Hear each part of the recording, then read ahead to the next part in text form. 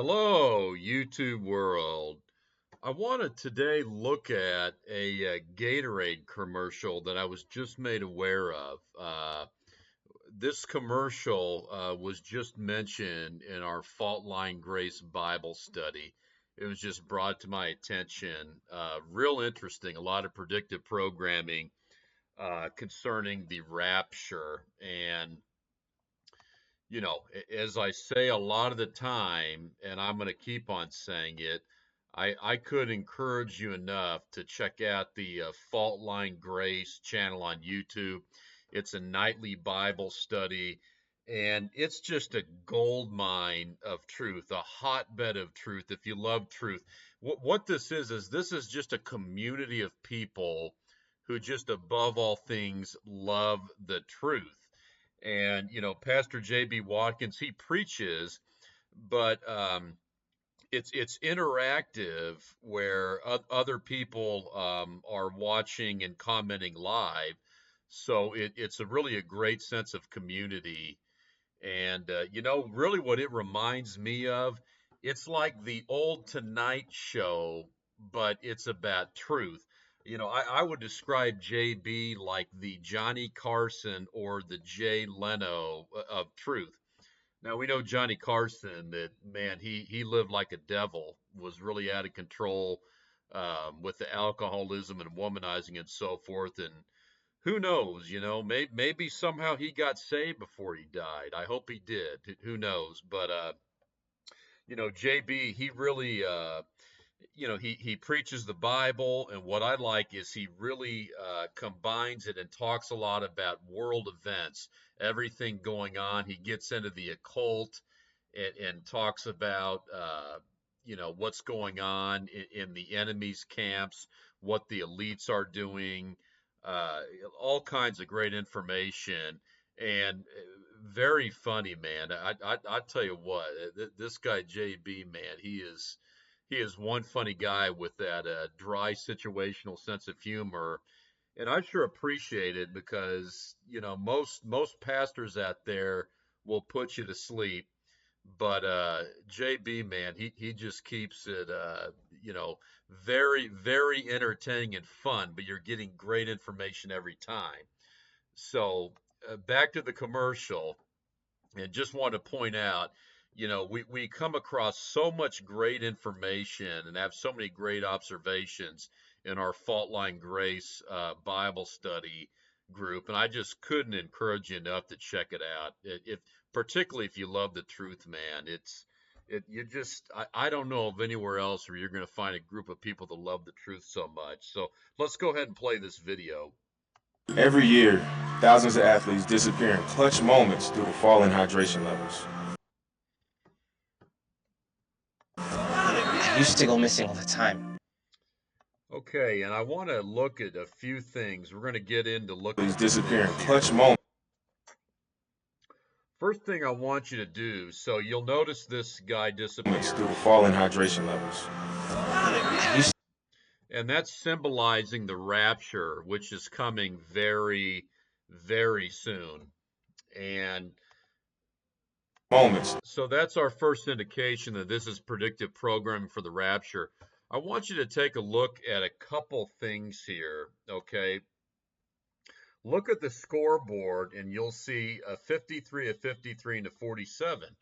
That immediately got my attention. If you add those numbers together, you get 153. Okay, and that's a very significant number. Some of you may be realizing that already. Before looking at the scripture, John 21:11, Simon Peter went up and drew the net to land full of great fishes, and 153. And for all there were so many, yet was not the net broken. And many people believe these 153 fishes strongly represent the rapture. The 153 good fishes. This was after Jesus' resurrection, okay? And the 153 fishes that were caught in the net, many believe those represent, they were good fish, all good fish that could be eaten. And many believe those 153 fishes represent the church, born again, saved believers, those good fishes, the ones that are worth keeping, so to speak. So there's a strong association with that number 153 in the rapture. Think of it. Those 153 fish were caught in the net. So it's like they were taken out of that ocean and set apart. And that's what's going to happen at the rapture is the church, the bride of Christ, is going to be taken out of this world, set apart, taken up out of harm's way into heaven to ever be with the Lord. And then we'll be coming back after 7 years for the millennium, which is going to be fantastic. And then the next thing you'll notice, and boy, I would love to be able to get a closer look at this, but I just couldn't. How about this thing up here? This guy in this long paragraph, whatever he's saying, I'll bet you there's really something to that, but I tried to zoom in and get a closer look there, and I just could not read the text of what is written there. But, maybe someone else can figure it out. But boy, I'll bet there's something interesting there going on with that. So the next thing I want you to fall in notice, hydration levels. look at the number on the young man's jersey, 26, okay? As he disappears, also look at the number on this other young man's jersey, the number 5, all right? Those are important numbers to pay attention to. So the young man that disappeared was raptured. He had the number 26 on his jersey. 26, boom, gone into thin air. Well, what is the numerology of 26? It's the number of God, as you see right here. In simple English gematria, 26 is the number of God. So I think clearly they're telling us that God is the one responsible for taking those at the rapture. As I've talked about numerous times, the media, the government, is likely going to say it was an alien abduction and blame the aliens. Well, Gatorade here is clearly telling you, well, I guess I should say the powers that be, working through Gatorade are telling you that God is the one responsible for that rapture, that supernatural event. It's also important to note the number 5 is in terms of the Bible, the number 5 is considered to represent grace, God's goodness, and favor. And so, those that are raptured, it is because of God's grace, His goodness, His favor. They were saved, born again, sealed with the Holy Spirit. So some other things worth looking at, they're interesting, is I'm sure a lot of you are very familiar with the Gatorade logo. You've got the very large G and the lightning bolt. And, I think there's a good close-up in this vid. Let me just go to, yeah, perfect. Okay. So here's a good close-up, excuse me, of the Gatorade logo. You've got the G, the capital G, and the lightning bolt. And, this is probably, old news and redundant to some, but want to make sure everybody gets this. This logo, well, where do we see that G? We see that in the logo of the Masons. The G in the middle of the compass and the square, the grand architect. And when you get up, first, second, degree Masons starting out, they don't know what that is. They're not told who they're worshiping. They just have to believe in a higher power, I think is a requirement.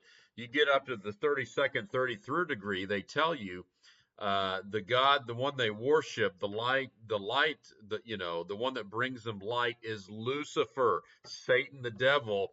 He's the grand architect, okay?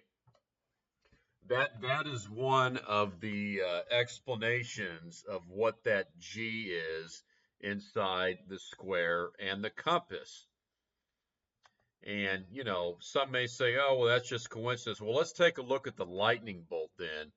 to make it real obvious, Luke 10:18, and he said it, and this is Jesus Christ speaking. Okay, you notice it's in red. Jesus said unto them, I beheld Satan as lightning fall from heaven. Satan as lightning, Satan as lightning, Satan as lightning fall from heaven. And there you go, the lightning bolt. You see it again here. It's in the logo, then again in the wrapping of the container. Do you think these are coincidences? You know, you've got the Mason logo, the lightning representing Satan. Very obvious what's going on here.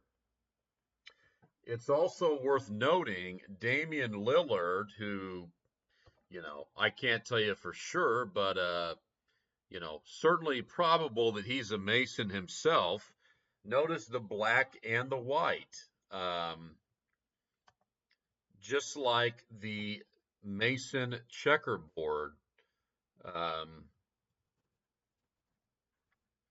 We'll go ahead and give you a look at that. You know, as so many of you, I imagine, are familiar with. You know, anytime you enter a Freemason lodge, I know you're familiar with the white and black symbolizing lightness and dark duality of the occult.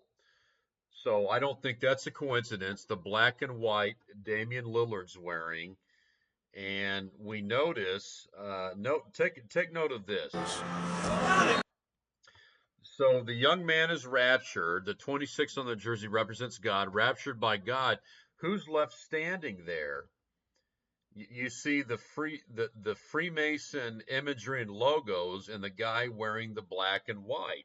And I believe this is symbolically saying that once the bride of Christ, you know, the church is taken out by God, then, you know, the Masons, those that serve Lucifer, will rule the world.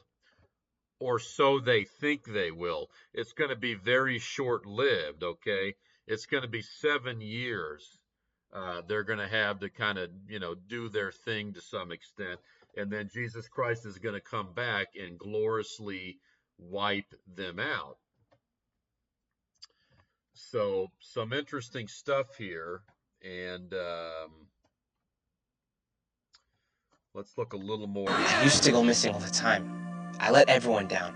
In fact, I'm just going to let the video play 30 seconds, and then I'll... Every year, thousands of athletes disappear in clutch moments due to falling hydration levels. I used to go missing all the time. I let everyone down. I even let Shannon Sharp down. Yeah, you let me down. They've been told how you feel yourself doesn't matter. That electrolytes are all the same. And just like that, they're gone. Get yourself back in the game.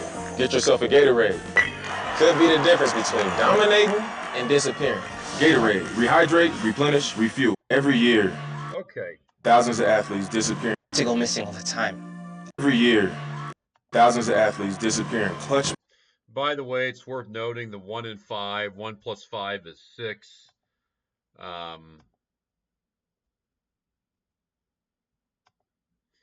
You know, then once again, at the end, we see the 1 plus 5, the 6 again. Could be the difference between dominating.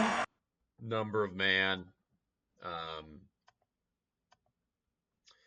So then, of course, we see the young man here is 18 years old, of course. You know, easy to figure 18, 6 plus 6 plus 6.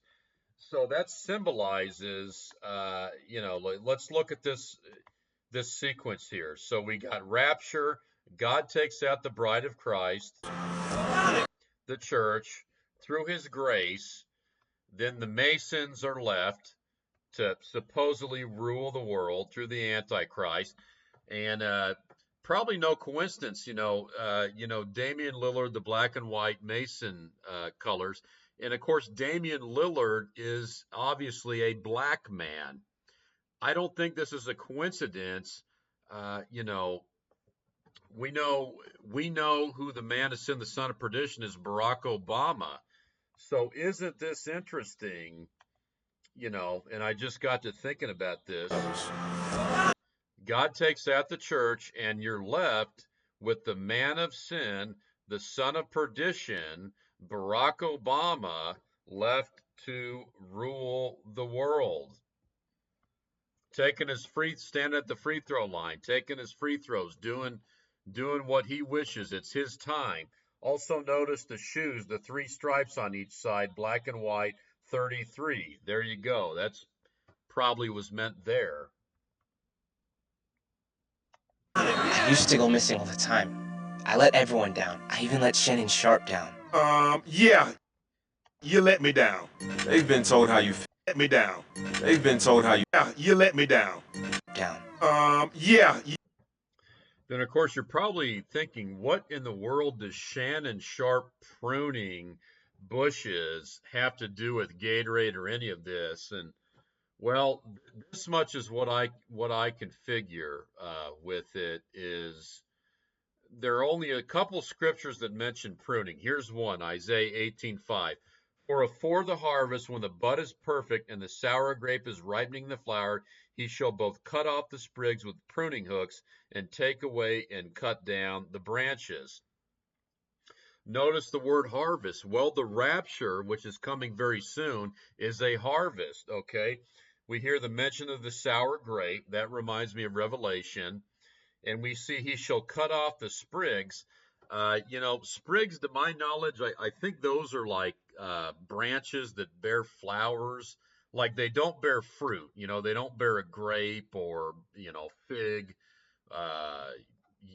whatever kind of fruit. They're just like to my knowledge, and I'm not real familiar with that word sprigs, it's like a branch that bears a flower. So kind of like a worthless branch.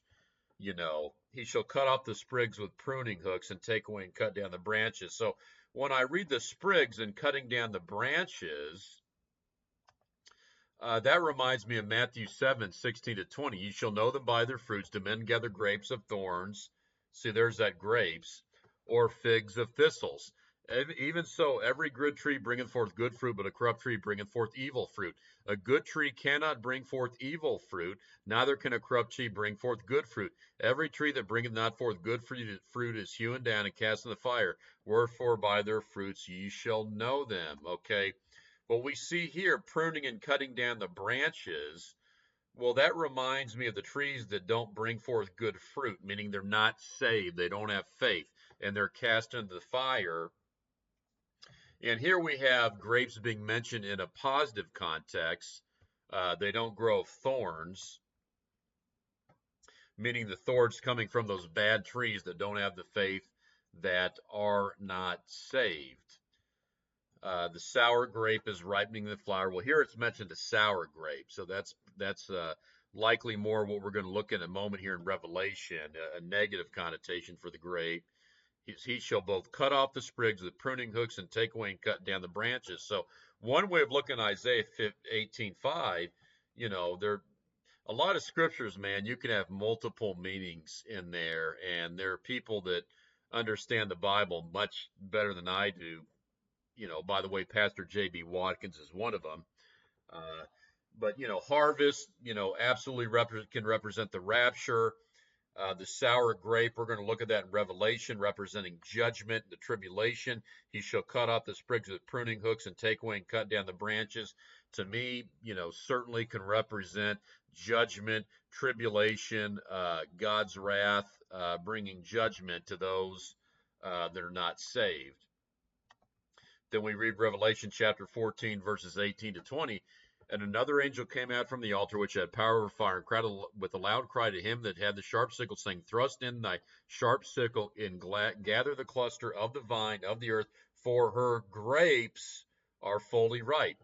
And the angel thrust in his sickle into the earth, and gathered the vine of the earth, and cast it into the great winepress of the wrath of God.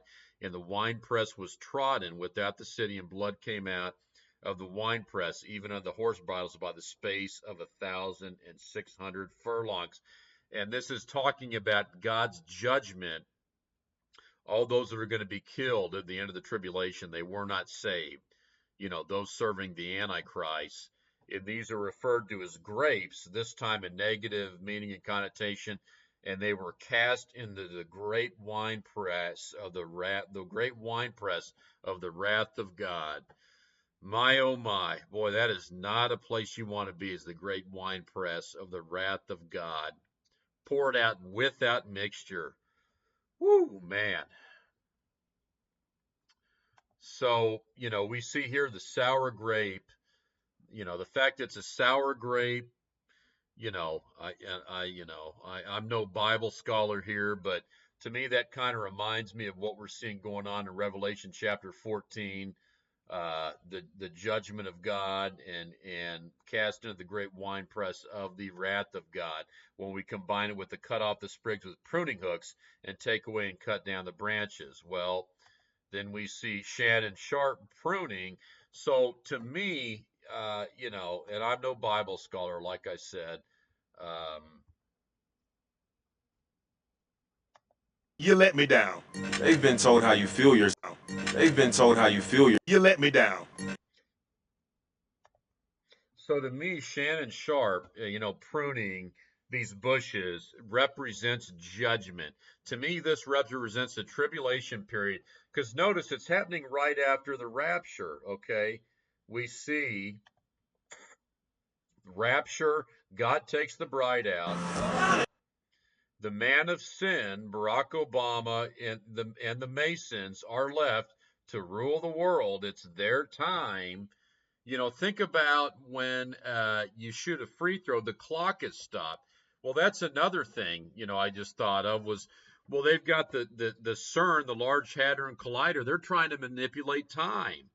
Uh, you know, from to my knowledge, it's been discussed, and we've talked about that in our Bible study at Fault Line Grace, that is a plan of Satan. That's why he's got them using this, LHC, the Large Hadron Collider at CERN, is Satan's thinking that he's going to loop time, that he's going to change time from linear to a time loop, and that then he's going to escape judgment that way. Well, it's kind of interesting. You've got here, Damian Lillard to me representing Obama, the man of sin, standing on the free throw line. Well, when you shoot free throws, the clock stops in the game, so you're not in linear time. I may be getting pretty far out there on that one, but I think there's something there with with CERN and the supposed plan of the devil and the fallen angels to stop linear time, to loop time, to enter kind of this continuous time loop of 1,000 years to escape judgment. And the free throw line is the time during the basketball game when the clock is stopped, time isn't running, you're not in linear time, so to speak.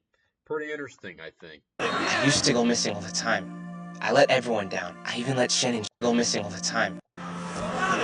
So once again, the bride church, the bride of Christ, the church, taken out by God.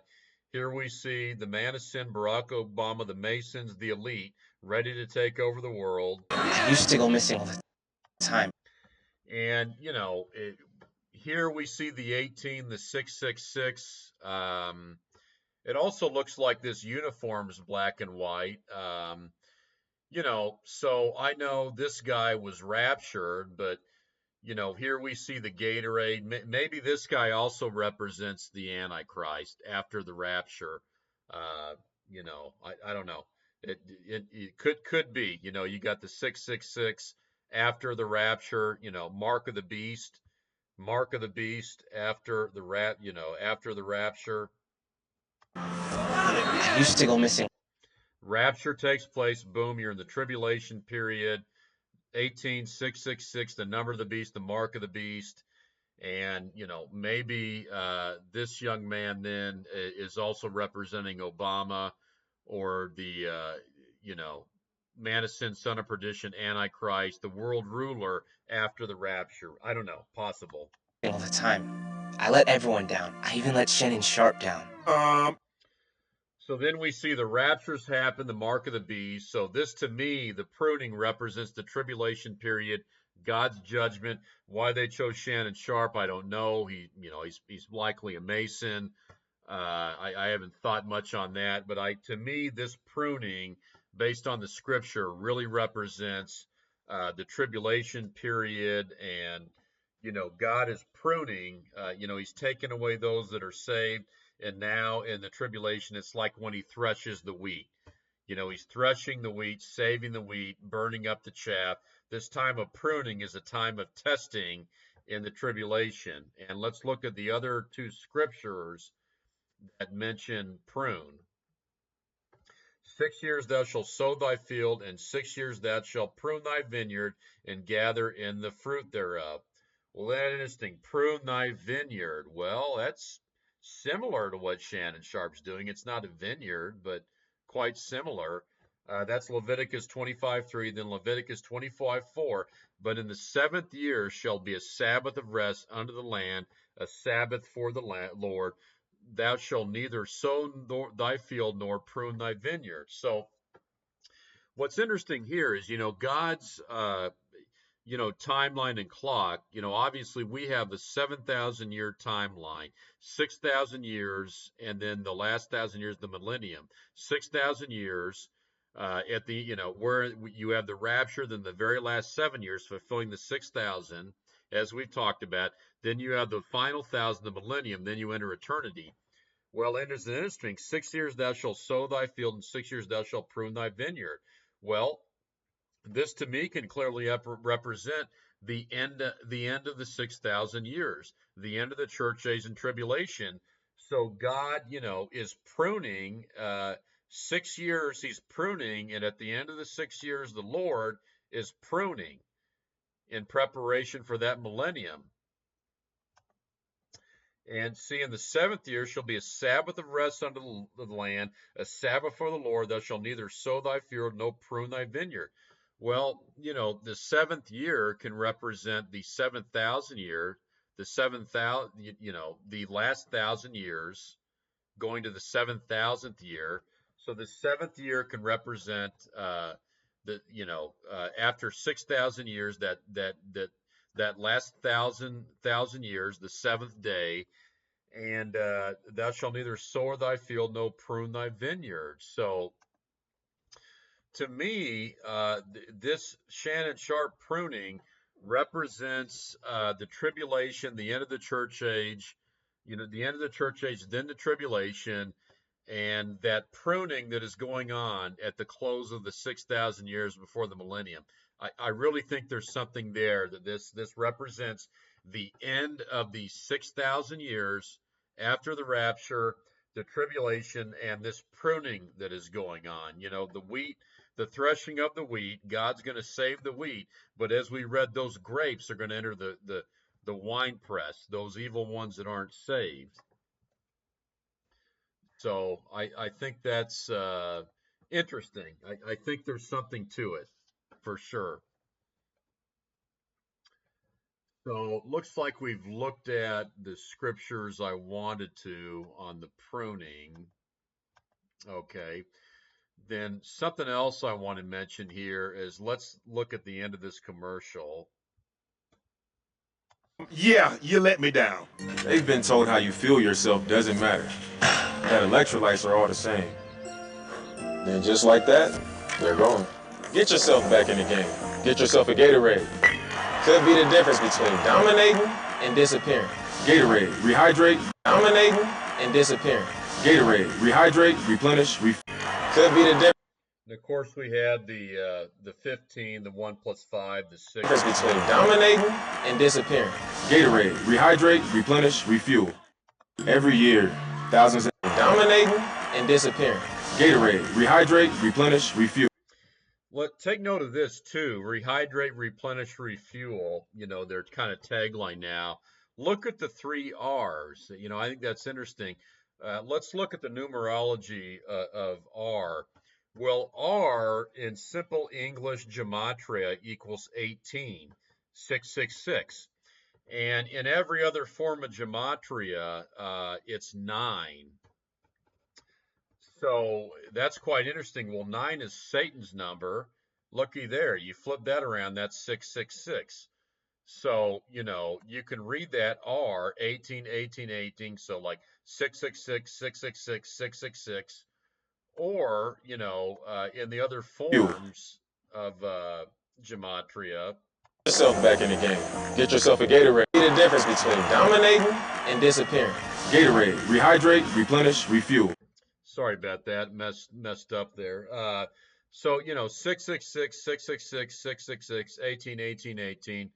Or the other way to look at it, look at it in all the other forms of gematria, it's a 9. So look at it this way, 9, 9, 9. Flip that around, it's 666. 999, reverse is 666. Well, 9's the devil's number. You repeat it 3 times.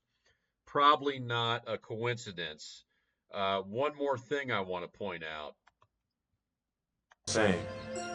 Then So we see this young man being raptured.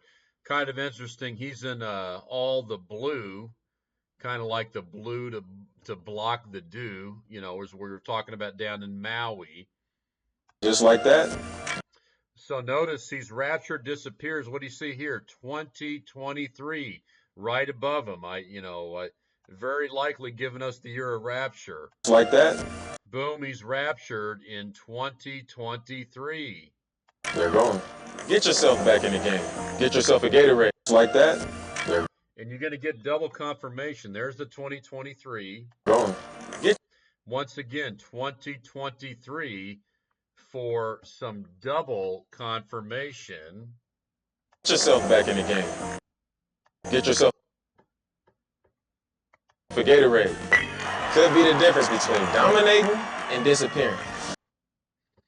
Gatorade. Okay, Rehydrate, replenish, refuel. I think that about does it. Got a few notes written down here. Let me make sure.